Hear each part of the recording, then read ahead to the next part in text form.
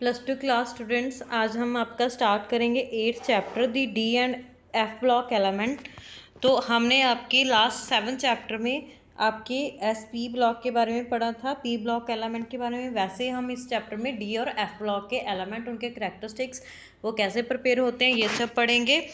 तो जो D block के एलिमेंट होते हैं, तो आपको पता होगा बेटा, जिसका लास्ट इलेक्ट्रॉन एग्जिस्ट करता है in D block, that is called our D block element. तो ये किस में होते हैं? 4 लॉन्ग पीरियड्स होते हैं हमारे पास। तो एफ ब्लॉक के, जिसमें मतलब हमारे पास 4f एंड 5f होते हैं, और ये आप ऑर्बिटल्स होते हैं इसके। तो they are placed in a separate panel at the bottom of a periodic table. इसको सेपरेट पैनल में रखा गया है bottom of the periodic table में। द नेम्स, इसको ट्रांजिशन एलिमेंट का नेम दिया गया है और इनर ट्रांजिशन मेटल का।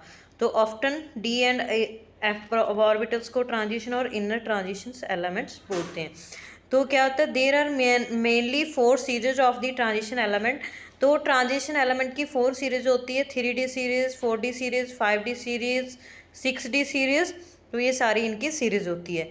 The 2 series of a inner transition, तो 2 सीरीज होती है इसकी 4f, are known as a lanthanoids and actinoids. तो इनको लेंथेनाइड्स और एस्टेनॉइड्स बोलते हैं। तो ये क्या होता है, regionally name transition metal was derived from the fact their chemically properties. तो जो ट्रांजिशन एलिमेंट्स हैं, मतलब मेटल्स हैं, इसका नेम इसकी प्रॉपर्टीज़ की वजह से फाइंड हुआ है, क्योंकि इनकी प्रॉपर्टीज़ हैं जो ट्रांजिशंस होती हैं, मतलब उसमें शो होती है डिफरेंट केमिकल प्रॉपर्टीज़ है, इनकी वजह से इसको ट्रांजिशंस मेटल्स बोलते हैं।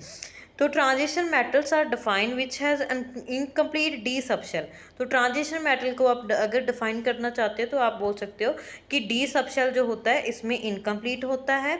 तो जिंक, कैडमियम, मरकरी, लेकिन मरकरी और जिंक, कैडमियम में और ग्रुप 12 में फुल D10 कॉन्फ़िगरेशन होता है। तो इनमें कुछ में डी का फुल कॉन्फ़िगरेशन होगा, मतलब कम्प्लीटली डी ऑर्बिटल फिल होगा।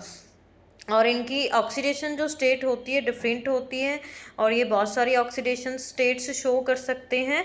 तो इसीलिए मतलब इनमें क्या होता है, the presence of a partially filled D और F orbital, their atom makes transition element different from that of the non transition element.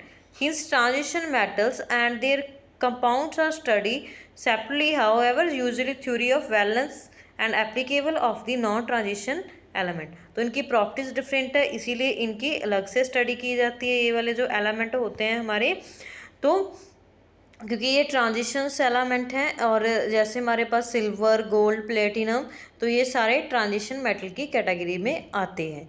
तो क्या होता है, फर्स्ट हम स्टार्ट करते हैं आपके ट्रांजिशन एलिमेंट डी ब्लॉक। तो जो डी ब्लॉक के एलिमेंट होते हैं उनकी कहाँ पे पोजीशन होती है, तो D block occupy the large middle section of the periodic table flanked between S and P block in the periodic table। तो D ब्लॉक में लार्ज मिडल सेक्शन में ऑक्यूपाई करते हैं S और P के बीच, इसकी फ्लैंक्स होती हैं। तो D orbitals of the penultimate energy level of a atom receive electron giving rise to the 4 rows of a transition metal 3D 4D 5D 6D, ये सारे इसके सीरीज होते हैं। तो हमने इस टेबल में 8.1 में देखो इसके कॉन्फ़िगरेशन शो किए गए हैं, कैसे 4s में कौन से एग्जिस्ट करते हैं। तो ये देखो शो किया गया है हमारे कौन से 4s में एग्जिस्ट करते हैं, ये यहाँ पे ये देखो। तो ऐसे ये एग्जिस्ट करते हैं, इनके एटॉमिक नंबर वगैरह आपने लर्न किए होंगे, उनके अकॉर्डिंग इलेक्ट्रॉन कॉन्फ़िगरेशन फाइंड करना आपने +1 में सीखा था। तो नेक्स्ट इलेक्ट्रॉनिक कॉन्फ़िगरेशन क्या होता है इसका, तो इनका इलेक्ट्रॉनिक कॉन्फ़िगरेशन होता है n-1 d 1 to the 10। तो 1 से लेकर 10 इलेक्ट्रॉन्स आ सकते हैं इसमें। The inner D orbital which may have 1 to 10 electron, outermost ns have 1 or 2 electrons. तो इसमें क्या है, बहुत ही ज़्यादा लिटिल डिफरेंस होता है एनर्जी में डी और ns के लिए बीच। Half and completely filled sets of a orbital laterally more stable. तो इसमें क्या होता है, मोर स्टेबल होता है।